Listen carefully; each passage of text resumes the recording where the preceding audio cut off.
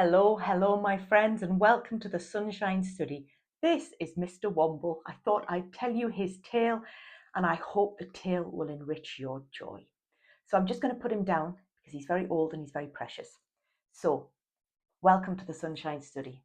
I'm Dr. Rebecca, the Lifejoy coach and author, and I help people transform the burned out areas of their life in mind, body, and soul where there is distress in those corners into some balanced living, some blessings, some bravery, and most importantly, some beautiful joy. Resilient joy and wise courage are great superpowers in this life. So I'll try and share some with you and help you be more of you.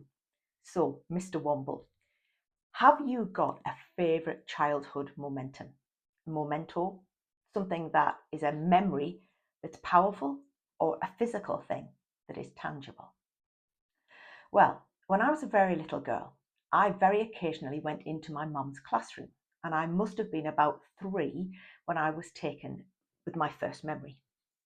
My mum at that stage taught children who were struggling with their reading. I think you'd probably call her a Senko now, and she was always doing courses about dyslexia and learning how to teach spelling and reading and verbs and vowels, and she was always industrious.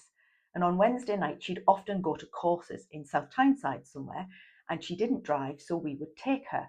And while she was in the course, my dad would take me swimming. It was so much fun. I think we only did it 3 or 4 times, but it highlight of childhood. And at the time, leisure centres were very new and had slides. So we had been prolific swimmers, but slides were really something beyond our imagination of joy. And the more you think about memories that are good, the longer they stay, the better they are for you, and they make you happy. I have a whole filing cabinet back here of good memories that I draw upon all the time. So whenever I see a leisure centre with a big slide, it fills me with delight. Now, the very first time she went on one of these courses, we went to this newly opened leisure centre. And I remember there were a lot of, I would say, quite lively teenage boys who were going down this slide, bombing all kinds of trouble. And I was probably 7, but very valiant and very good swimmer by then, but not to have a 15-year-old land on my head. So I remember my dad took me to the top of the slide and let me go down first, but held everybody else back. And he was quite used to dealing with behaviour, shall we say. So I had enough time to get out of the water. And once he saw I was out, he kind of was in charge of the slide again. And it was utterly delightful. Now, here's the interesting thing, was that when my mum would go on those courses, she'd sort of come back all energised because she was taking her little ones forward. I don't think any of them knew how many Wednesday nights, and she went on multiple ones and did multiple trainings, how valuable they were. Because one of the things that she had in her classroom was a piano, and she was a very good pianist, and she could sight read really well. It was an immense talent. She was a clever woman, but she was a kind-hearted woman. And she also looked after lost souls. So the thing about that classroom was it was just an absolute island of sanity in a world of chaos. And I often say that about our mental health charity in Sunderland, Headlight. Go and check them out. But it was a safe harbour for little souls, and that piano was used all the time. So after one of these courses, I got invited in, and I was to be the sole member of an audience of a play that her little children had put on. I felt like the queen. I cannot tell you the power that gave me of being the sole person to see this. And I was instructed very sternly that I had to sit on the mat, cross my legs, fold my arms, say nothing, and clap at the end. And whatever happened, I had to be gracious, I had to smile, and I had to say they'd done well. So I was well briefed beforehand. Anyway, she had built or somehow gathered, and I don't know if it was a result of one of these courses or not, which there was a sort of a stage. It was the most amazing puppet theatre thing. Very like on the film The Railway Children. If you watch that when they do their performance, or on The Sound of Music, she'd probably seen those and decided she wanted one.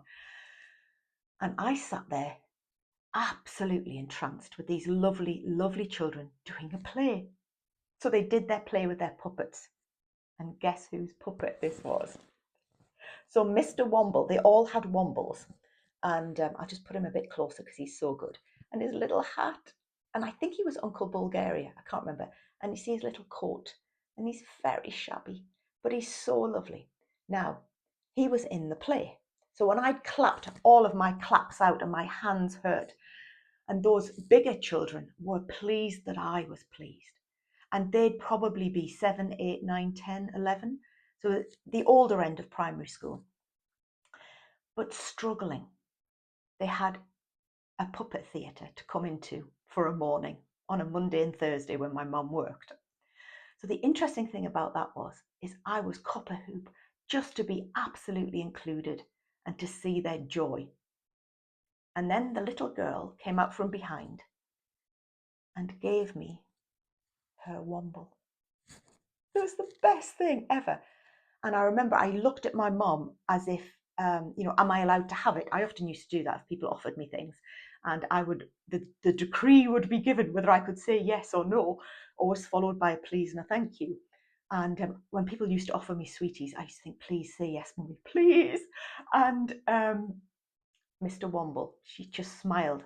Now, I don't think she told that child to do that because my mum would do that kind of thing. And my mum was proud of that little girl who did that. And I can remember she had long plaits. That's the only thing I can remember about her. And I think she had a kilt on because we were children of the 70s and we all wore kilts. Sort of undergarments. Can you remember like petticoats, and then the kilt would come and then you'd wear a blouse with kipper collars and a jumper on top of that. So getting out of it was like just a feat. And usually they belonged to another member of staff. So my clothes were always a bit recycled then. So that child who had so little and so little credibility in the academic world, what did she have? She had a kind and giving and performing heart, but she gave me her womble. And I went home and I carried him and I cherished him. And that's probably more than 45, 46 years ago. And I've got Mr. Womble. So I hope you have a Mr. Womble of some sort. It may be a less elaborate tale, it may be much more elaborate, but it's the generosity of spirit behind it that matters. And that generosity came from little ones who didn't have a lot. That's the really powerful part. But they had a teacher who wanted to protect them, wanted to look after them, but wanted them to see the talents that they had. And if they didn't fit where they didn't fit, they had other places to go and gifts to share.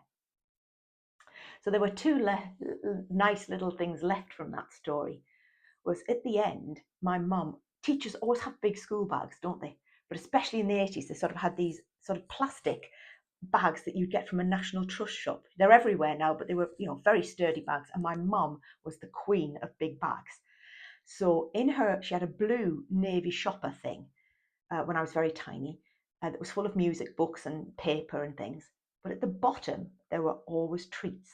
And for somebody who measured my sweetie intake so carefully, when the children finished a reading book, which was a massive achievement, they had a sweetie. And I'm really not sure this was allowed, but they either had a curly whirly or a lollipop with a smiley face.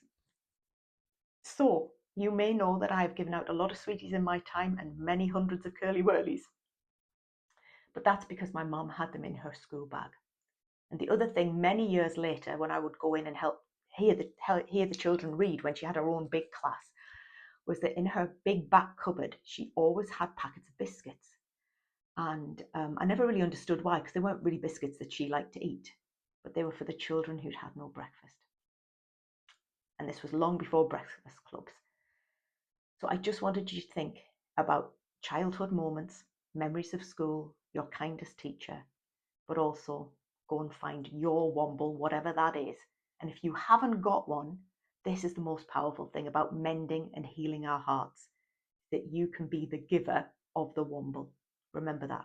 There's always a child who needs a smile, a kind word, a little chat on the bus, a little wave, or a next door neighbour who needs the same and they're 87.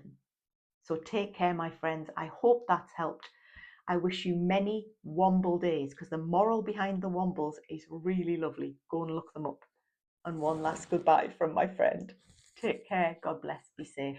Please like and subscribe. It's joyous to have you with us.